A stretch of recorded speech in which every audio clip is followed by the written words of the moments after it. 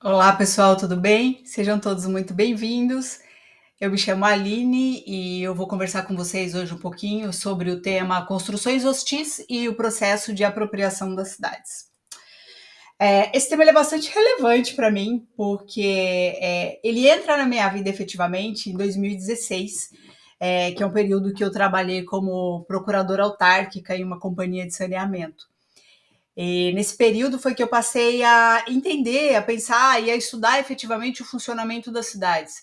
Porque não dá para pensar em funcionamento das cidades, em moradia digna, sem pensar a questão do saneamento. E nesse período, efetivamente, eu pude entender um pouco e me questionar também dos porquês que as cidades sempre pareceram pertencer mais a algumas pessoas do que às outras. Algumas pessoas fazem mais e melhor uso das cidades, e outras pessoas parecem ser rotineiramente repelidas do uso desses espaços, do uso dos espaços públicos. E isso acabou virando um pouco objeto dos meus estudos, para entender como é que isso funciona e por que funciona da maneira como funciona. E toda vez que eu me ponho em algum lugar a falar sobre arquitetura hostil, eu acho. E aí, arquitetura não, né? Construção hostil, já corrigindo.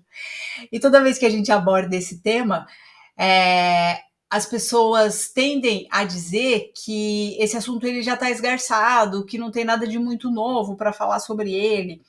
E talvez isso seja até verdade no aspecto conceitual, porque no aspecto conceitual legal, o tema é bastante curto, se você for pensar, mas no aspecto sociológico, ele é muito extenso. E eu discordo totalmente de dizer que ele não é um tema relevante e que não tenha nada novo. Na verdade, eu penso que ele sempre será relevante enquanto houver desigualdades sociais abissais, como a que nós presenciamos na sociedade brasileira. Enquanto houver desigualdade, falar sobre construções hostis que repelem algumas pessoas do uso dos espaços públicos sempre terá sua devida importância. A verdade é que esse tema ele vai ganhar um espaço midiático com a Lei 14.489 de 2022, que é a lei chamada de Lei Padre Júlio Lancelotti. Inclusive, o texto da lei leva expressamente o nome dele. E isso se deve a algumas situações que ocorreram na cidade de São Paulo, em que tem vários vídeos sobre isso até na internet. Foram instalados diversos tachões sob um viaduto em São Paulo e o padre foi para lá com algumas outras pessoas e começou a quebrar esses tachões porque eles tinham a finalidade única e exclusiva de impedir que as pessoas que não possuíam teto, que não possuíam moradia, pudessem ali dormir e se abrigar durante a noite. E essa lei ela é regulada pelo decreto 11.819 de 2023. Tanto a lei, eu vou até me permitir aqui ler para vocês um trecho dela. Tanto a lei quanto o decreto, eles são bastante curtos, na verdade, bastante curtos e pontuais. Então, a lei em si, ela faz uma alteração no Estatuto das Cidades, que é a Lei 10.257 de 2001, e ela insere um inciso ali no artigo 2º do Estatuto das Cidades. O artigo 2º do Estatuto das Cidades diz que a política urbana ela tem por objetivo ordenar o pleno desenvolvimento das funções sociais da cidade e da propriedade urbana mediante seguintes diretrizes gerais. E aí ela elenca diversos meios de efetivar essa promoção. A lei do Padre Júlio Lancelotti insere lá o inciso 20 e ele diz que promoção de conforto, abrigo, descanso, bem-estar e acessibilidade na fruição dos espaços livres de uso público, de seu mobiliário e das interfaces com os espaços de uso privado, vedado o emprego de materiais, estruturas, equipamentos e técnicas construtivas hostis que tenham como objetivo o resultado, o afastamento de pessoas em situação de rua, idosos, jovens e outros segmentos da população. Vejamos que nós tendemos a pensar o uso da arquitetura hostil para afastar somente moradores de rua. Mas a verdade é que há arquiteturas que buscam afastar jovens que usam skate, que usam patins, ou até mesmo que estão se reunindo ali para uma conversa, meramente para um encontro social, do uso de alguns espaços públicos também. a lei vem para dizer que isso é vedado, que isso não pode acontecer, e onde existir, esses instrumentos deverão ser removidos.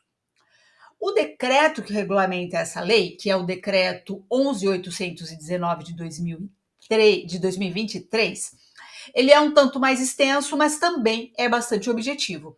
Ele começa ali no artigo 1º, dizendo que ele regulamenta o inciso 22 do artigo 2º da Lei 10.257 de 2001, que é então o Estatuto das Cidades, para vedar o emprego de materiais, estruturas, equipamentos e técnicas construtivas hostis nos espaços livres de uso público, que tenham como objetivo o resultado ou afastamento de pessoas em situação de rua, idosos, jovens, crianças, pessoas com deficiência e outros segmentos da população. Aqui, praticamente, o decreto ele replica o dispositivo da Lei Padre Júlio Lancelotti, que altera o Estatuto das Cidades. No artigo 2º, ele já vai um pouco adiante. Ele diz que, para fins do disposto neste decreto, consideram-se materiais, estruturas e equipamentos e técnicas construtivas hostis aquelas que impeçam a fruição dos espaços livres de uso público e interfiram em pleno exercício do direito à cidade. E, inciso 3, segreguem indivíduos e grupos sociais, especialmente pessoas em situação de rua, idosos, jovens, crianças, pessoas com deficiência e outros segmentos da população. No artigo 3º, a lei menciona que são estratégias para promover o conforto, o abrigo, o descanso, o bem-estar e a acessibilidade na fruição dos espaços livres de uso público, nos termos do disposto no inciso 20 do artigo 2º da Lei 10.257 de 2001, dois pontos. A implementação de medidas que visem coibir o emprego de materiais, estruturas, equipamentos e técnicas construtivas, hostis em espaços de livre uso público. Inciso 2. A inclusão nos instrumentos de planejamento urbano, preferencialmente os planos diretores, códigos de obra e legislações correlatas, de requisitos que impeçam o emprego de materiais, estruturas, equipamentos e técnicas construtivas hostis na intervenção edilícia e urbanística. Vejamos aqui que o decreto ele vai além da vedação e da remoção desses instrumentos, mas ele começa a prever a necessidade de criação de políticas públicas em torno dessa população que atualmente tende a ser excluída dos espaços públicos. Então vejam que o decreto ele até avança bastante no tocante à previsão legislativa. Ele traz essa disposição que é bastante interessante, gerando essa obrigatoriedade para o poder público. E no inciso 3, ele coloca a definição de mecanismos e incentivos para o desfazimento de obras que utilizem materiais, estruturas, equipamentos ou técnicas construtivas hostis. Ou seja, o poder público poderia, inclusive, promover uma contrapartida em relação ao particular que se predispusesse a remover esse tipo de obstáculo dos seus imóveis. Isso seria bastante interessante também e consiste numa política pública de incentivo. E aí, no inciso 4, nós temos que a implementação de medidas de fiscalização que impeçam o emprego de materiais, estruturas, equipamentos ou técnicas construtivas hostis nas intervenções edilícias e urbanísticas.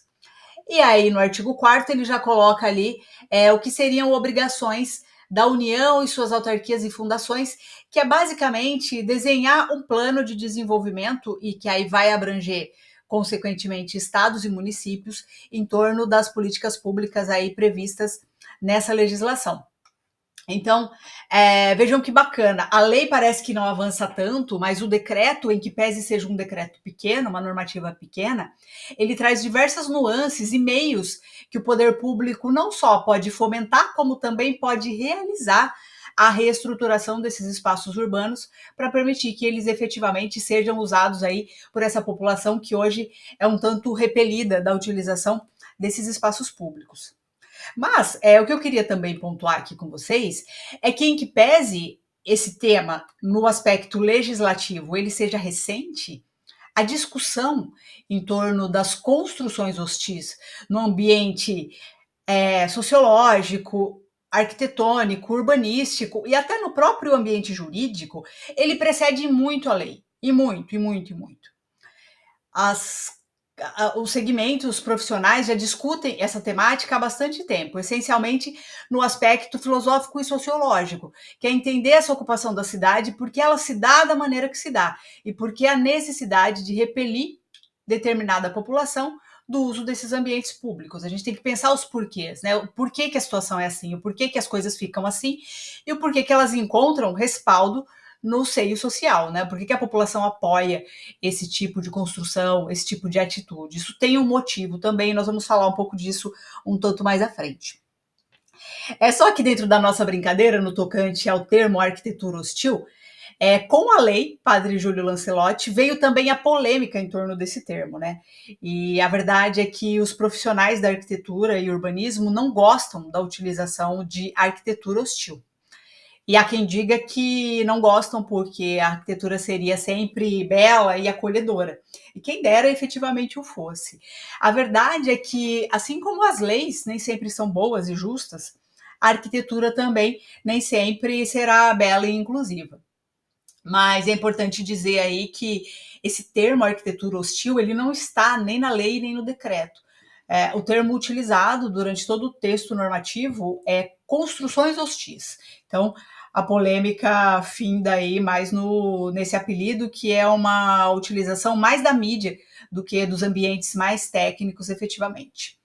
E aí, como nós já falamos, essa lei ela vai falar, então, do uso dessas barreiras construtivas para afastar um determinado segmento da população da utilização aí e da permanência em determinados espaços públicos. E a verdade aí é que alguns instrumentos, e alguns até citados na lei, eles são mais evidentes, enquanto outros são extremamente microcapilares, então é preciso bastante sensibilidade para percebê-los, porque são quase imperceptíveis.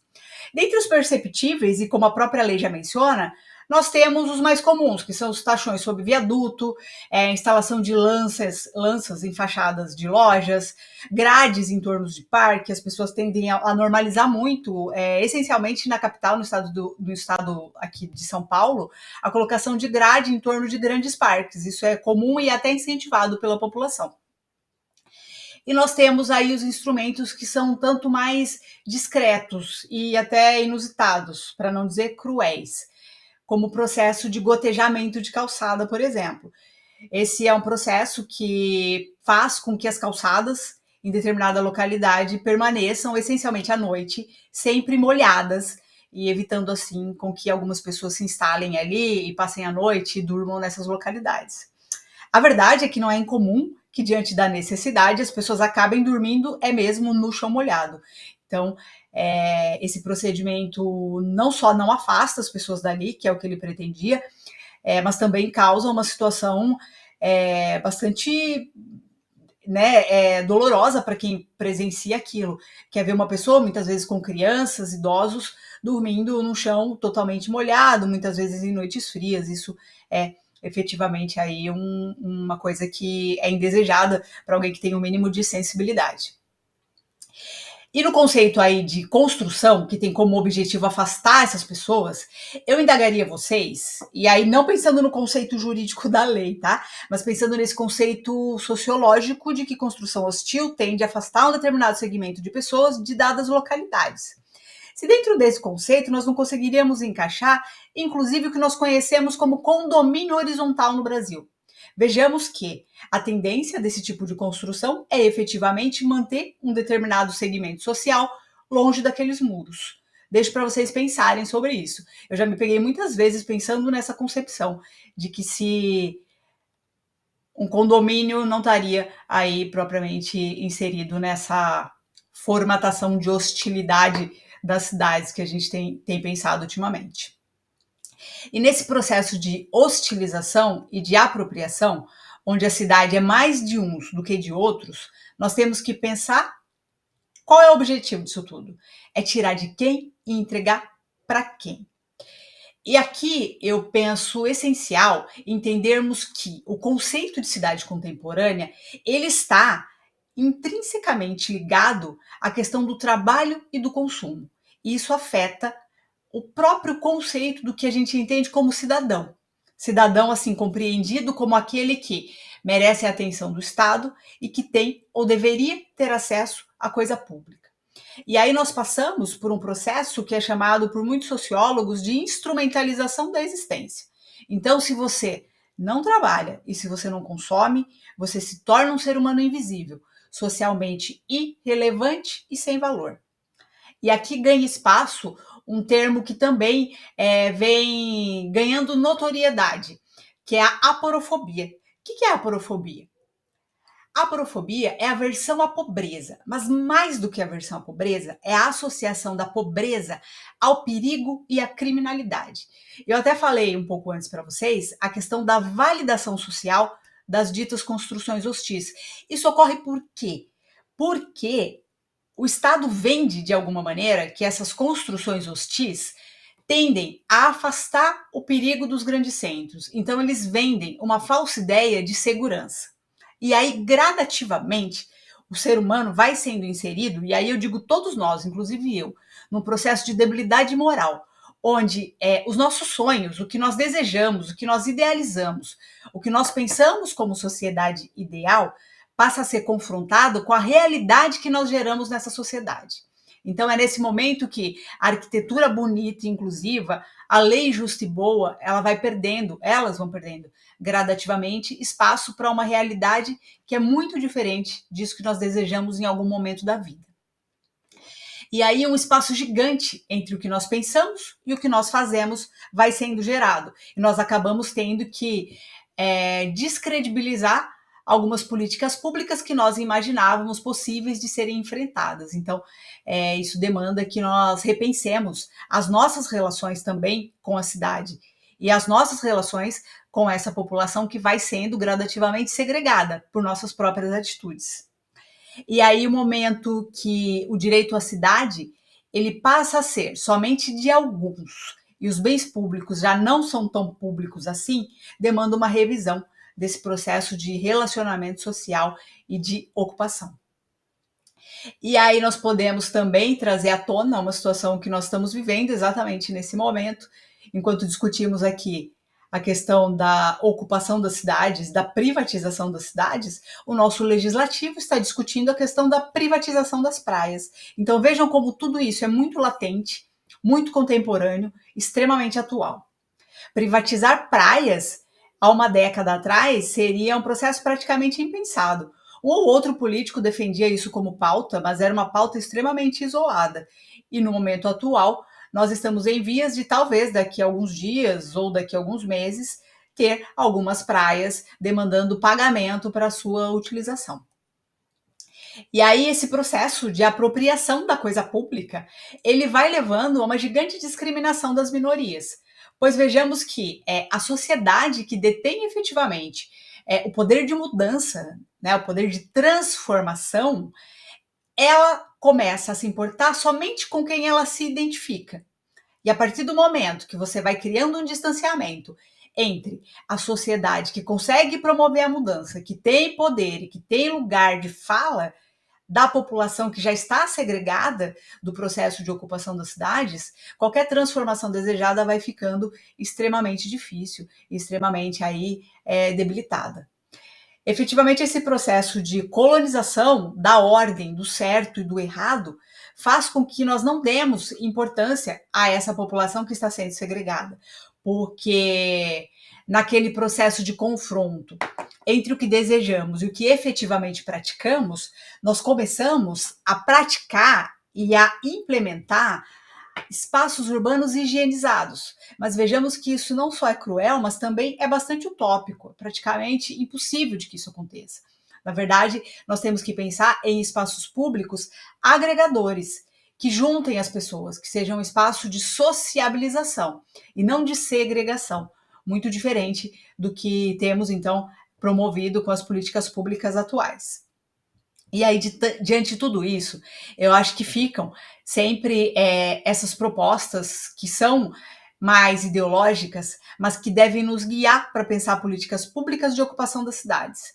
Que é essa efetiva necessidade de que as ruas elas sejam muito mais do que espaços de mera passagem, mas que sejam efetivamente espaços de permanência, de integração, de acolhimento.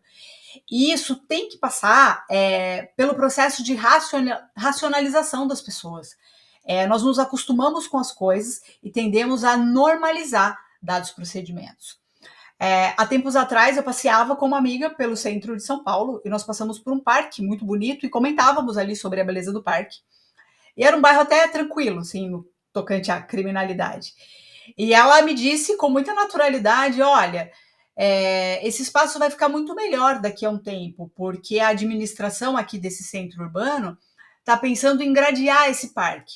Então, veja, ela falava isso com tamanha naturalidade e no sentido de que colocar um gradil naquele local consistia em quê? Consistia em segurança. Então, as pessoas ali do bairro que moram ali veem e viam aquilo, veem isso com bons olhos, até de maneira desejada. Então, a prefeitura, o poder público que promove esse tipo de arquitetura hostil, esse tipo de construção hostil, que promove esse tipo de afastamento, é até mesmo enaltecida por um segmento da população. E reiterando o que já falamos no meio da apresentação, no sentido de que isso se deve ao fato de que há uma venda, então, intrínseca desses procedimentos, no sentido de que isso gera segurança, de que isso gera afastamento da criminalidade. Então, vejam como as coisas vão se encadeando, né? Eu promovo essa arquitetura hostil para afastar um determinado segmento da população, que consequentemente é pobre, porque a pobreza está ligada à criminalidade, está ligada ao perigo. Então, com tudo isso, na verdade, eu estou protegendo a população de bem. Então, o Estado passa a ter aí o monopólio do que seja o bem, do que seja o legítimo, de qual é o uso adequado dos locais públicos. E falando novamente, a lei, Padre Júlio Lancelotti, o decreto que a regulamenta, ele coloca de maneira muito objetiva quais são as arquiteturas hostis, quais são as construções hostis. Mas no aspecto social, existem muitas maneiras de você afastar determinadas pessoas do uso de espaços públicos, que não somente por meio de construções arquitetônicas. Veja, por exemplo, você só poder sentar numa determinada praça de alimentação, que está instalada muitas vezes na rua, na calçada de um espaço público, se você estiver ali consumindo.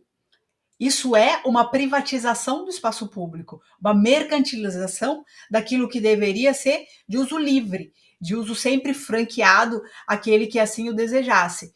Então vejam, existem inúmeras formas para muito além do previsto na lei que segregam o uso de espaços públicos. Você colocar um espaço público para uma determinada utilização de uma dita tribo, né? Então aqui só vão frequentar os skatistas. E aí, naturalmente, você afasta os ciclistas, os corredores, os pedestres. O espaço público não deveria ter essa finalidade de maneira alguma. O espaço público deveria ser efetivamente público, agregando a convivência de todas as pessoas, de todas as tribos. Porque essa hegemonia é natural de uma sociedade que também é hegemônica. Então, enquanto houver diferenças sociais abissais, espaços públicos devem ser frequentados tanto por pessoas com poder aquisitivo como aquelas sem poder aquisitivo. Isso é o reflexo da nossa sociedade. Tentar segregar essas pessoas dos locais públicos é evidentemente também tentar mascarar a realidade na qual nós estamos inseridos. Então isso deve ser repelido, acredito eu, das mais variáveis maneiras possíveis. E aí, penso que resta a todos os profissionais e cidadãos, mas essencialmente aos arquitetos e urbanistas, devolver as cidades às pessoas. Devolver as cidades para essa utilização dos mais diversos gêneros. Todas as pessoas, e aí eu repito, todas as pessoas. E não um segmento escolhido como privilegiado, pois a verdade é que hoje uma das poucas certezas que as pessoas pobres têm é que efetivamente o espaço público não é deles, o espaço público não lhes pertence. Essa realidade precisa urgentemente ser modificada. As pessoas precisam sentirem-se inseridas, tanto na seara e no radar aí do Estado, mas também no radar do seu semelhante, no radar dos seus iguais. Precisam passar por esse processo de acolhimento, passar por esse processo de adaptação e de possibilidade de usar esses espaços como elas são, e não de terem que se adaptar à utilização que nós acreditamos correta. Esse conceito, ele deve ficar ultrapassado. As pessoas devem poder usar os espaços públicos sendo efetivamente quem e como elas são, tá bem? É isso. Eu agradeço imensamente a atenção de todos vocês. Espero aí ter minimamente podido contribuir do meu campo jurídico, evidentemente, com o pensamento e o olhar de vocês para a sociedade enquanto arquitetos e urbanistas. Um grande abraço a todos e até mais.